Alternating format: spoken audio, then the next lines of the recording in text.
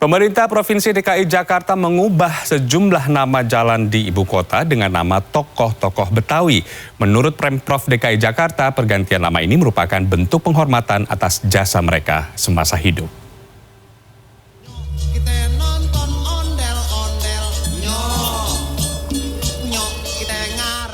Jalan Raya Bambu Apus Jakarta Timur diganti namanya menjadi Jalan Mpok Nori. Mpok Nori merupakan ikon komedi dan seniman asal Betawi yang lahir di tahun 1930. Selain Jalan Mpok Nori, ada Jalan Haji Darip, ada Jalan Entong Gendut, dan masih banyak jalan lainnya. Menurut pemerintah Provinsi DKI Jakarta, perubahan nama-nama jalan ini merupakan keinginan untuk menghormati para tokoh Betawi selama kehidupan mereka.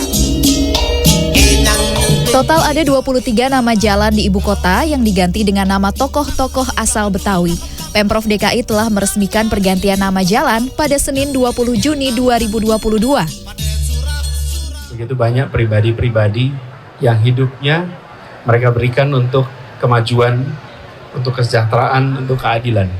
Dari mulai bidang keagamaan, sampai bidang kesenian, sampai bidang bela bangsa melawan kolonialisme. Kita berharap generasi sekarang pada saat melihat nama sebuah jalan, maka mereka terinspirasi. Namun belum semua warga setempat mengetahui perubahan nama jalan.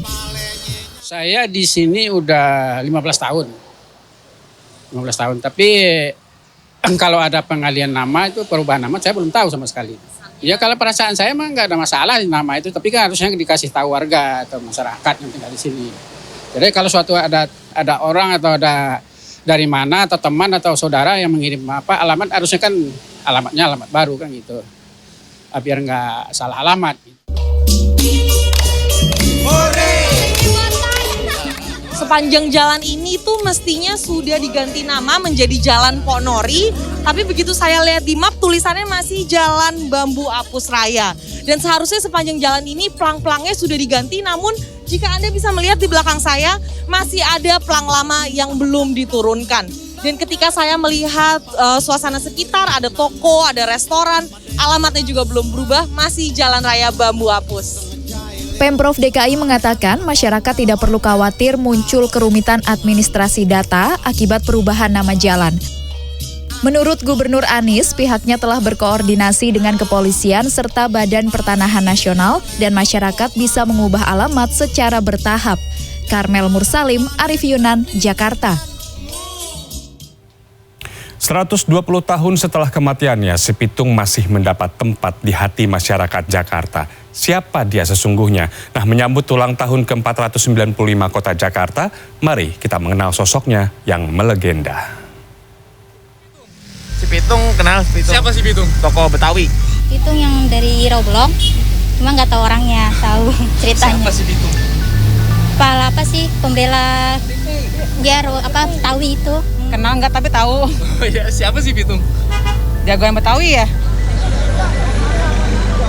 Ya, siapa warga Jakarta yang nggak kenal dengan si Pitung? Tokoh Betawi yang melegenda ini namanya telah diabadikan menjadi nama jalan di kawasan Rawabelong, Jakarta Barat, tempat yang diduga kuat merupakan tempat kelahirannya. Menurut cerita, si Pitung yang bernama asli Salihun lahir pada 1866 di pinggiran kota Batavia dari pasangan Piuh dan Pinah. Untuk mengetahui lebih banyak tentang si Pitung, saya akan bertemu dengan Bahtiar, pemilik sanggar si Pitung di Kebon Jeruk, Jakarta Barat. Kawasan ini sudah jauh berbeda dengan saat si Pitung masih hidup. Pada abad ke-19, tempat ini merupakan Om London atau daerah pinggirannya Batavia yang sulit dikendalikan oleh penjajah. Bahtiar menceritakan, Pitung dahulu belajar main pukul atau istilah silat dalam budaya Betawi di kawasan yang satu ini. Pada saat itu, silat diajarkan di pesantren. Selain ilmu agama, silat menjadi bekal masa depan si Pitung sebelum menjadi jagoan. Pada saat Pitung hidup, belum ada sebutan untuk aliran main pukul yang ia pelajari. Meski begitu, tidak tertutup kemungkinan jurus-jurus yang ia kuasai menjadi cikal bakal aliran silat cingkrik yang juga lahir di Rawabelong. Habis. Salam. Assalamualaikum. Hormat. Terima kasih. Yasir Cinggirik ini sendiri diduga berusia lebih dari 100 tahun. Dan di kampung Rawabelong sendiri ada sekitar lebih dari 13 guru persilatan yang ada di sini. Ayah demam di sini yang berkuasa di wilayah ini. Untuk mengenang kehidupan si Pitung, berbagai kisahnya dilestarikan dalam bentuk pertunjukan lenong. Di mata orang Betawi, si Pitung dikenal sebagai sosok pejuang yang membela rakyat dari penindasan. Berbekal akhlak yang baik dan kepandaian bela diri, dia dengan berani melawan penjajah dan suruhannya untuk menegakkan keadilan. Nah, jadi kalau di dalam film katanya Pitung membagi-bagikan uang. Padahal itu yang dia rampok dari hasil tukang-tukang pukul itu yang memaksa ngambil hak-hak rakyat kecil, diambil kembali dan dikembalikan lagi. Nah itu yang dipelintir sama Belanda, dia bilang dia perampok. Pitung bukan perampok. Salah satu peninggalan yang bersinggungan dengan si Pitung yang saat ini masih bisa dijumpai adalah Museum Rumah Si Pitung di kawasan Marunda, Jakarta Utara.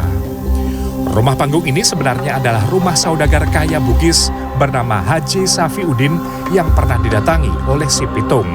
Ada 3 versi tentang keberadaan si Pitung di sini. Pertama, si Pitung memang bersahabat dengan Haji Safiuddin dan berkunjung ke sini untuk bersilaturahmi. Keduanya berlari atau menyembunyikan diri setelah merampok di daerah Condet. Versi ketiganya malah si Pitung merampok hartanya Haji Safiuddin. Berbeda dengan cerita rakyat tentang si Pitung yang diwariskan secara turun-temurun, bukti sejarah atau media massa dan arsip pemerintahan kolonial Belanda saat itu menggambarkan si Pitung sebagai sosok antagonis. Si Pitung dianggap melanggar undang-undang. Koran-koran pada saat itu menggambarkan si Pitung sebagai sosok yang dicintai sekaligus ditakuti masyarakat. Si Pitung disebut kerap beraksi menggunakan pistol revolver yang merupakan temuan baru pada akhir abad ke-19 dan meresahkan pemerintah kolonial, sehingga mereka berupaya keras menangkapnya. Terkait cerita kebaikan si Pitung yang disandingkan dengan kisah Robin Hood, sejarawan Universitas Leiden Margriet van Til menilai kisah itu bukan tidak berdasar. Terlebih, Pitung pasti memerlukan bantuan masyarakat ketika bersembunyi dari kejaran aparat. Oh yes, it could very well be, because that's the information I don't get from written sources. I get some information, but there are still a lot of things we don't know about Si Pitung. And that are the kinds like this. How was he like a person? Was he generous?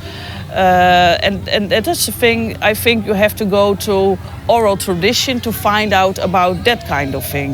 But he was popular in some way.